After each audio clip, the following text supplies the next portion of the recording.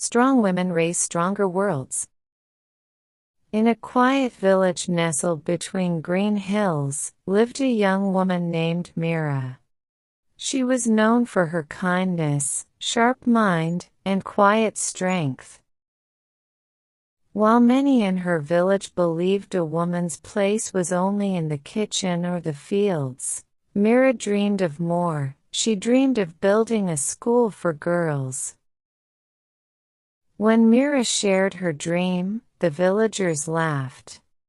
"Girls don't need school," they said. "Who will marry a woman who speaks too much?" But Mira didn't stop. She taught herself under the lantern light each night, reading old books her grandfather had left behind. Slowly, she began teaching the younger girls in her courtyard, using chalk on the mud floor and stories to explain math and science. Some mothers started to notice a change. Their daughters were asking questions, standing taller, dreaming too. One by one, they sent more girls to Mira's courtyard. Still, the village elders resisted.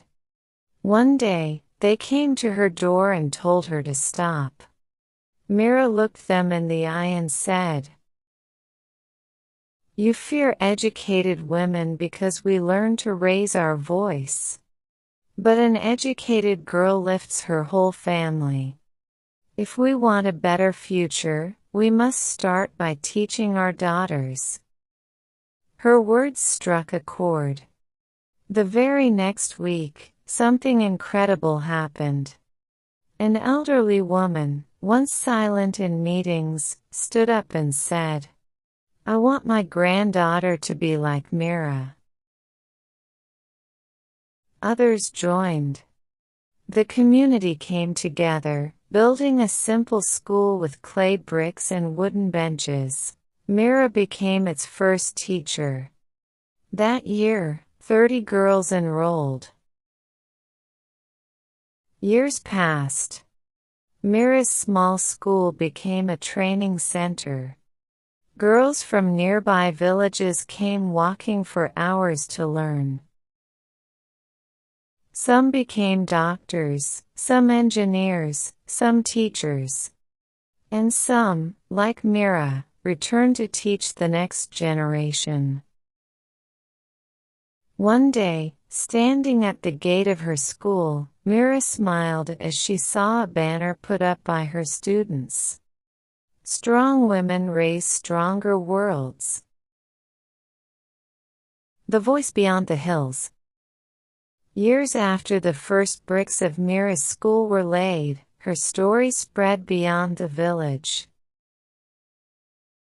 A local journalist, Ananya, heard whispers of a woman who taught under trees and lit fires of courage in young girls' hearts. She visited Mira, sat through one of her classes, and published an article titled, "The Teacher Who Dared to Dream." The story went viral. Donations came pouring in, not just money, but books, uniforms, chalkboards, and even solar-powered lamps. For the first time, Mira had the tools she had once only imagined. Her school grew, 2 rooms, then 5. A library, a computer lab, a girls' hostel. But with the light came shadows. A group of powerful landowners tried to shut her down. "This land belongs to us," they said. "A woman can't run such a big project. Let the men handle it." But Mira didn't back down. She gathered every girl and every mother, and together they marched to the district office. Holding handmade signs and chanting for their right to learn, they filled the town square with a sea of determination.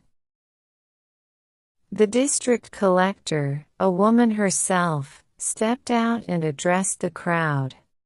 After listening to Mira's speech, she smiled and said, "This school will not close.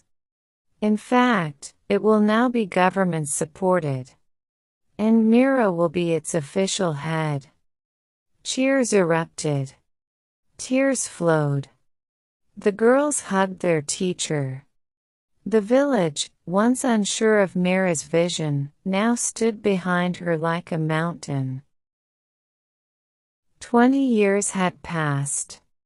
On a warm summer morning, a young girl named Sayura walked nervously to the front of a large auditorium in the city. She was about to receive an award for innovation in clean water technology. When the host asked who inspired her, she smiled and said, "My teacher, Mira. She told me my voice mattered, even when the world didn't want to hear it." In the front row, an older Mira watched with quiet pride. Her dream had not only come true, it had multiplied into thousands more. She had lit one flame. Now the whole forest glowed.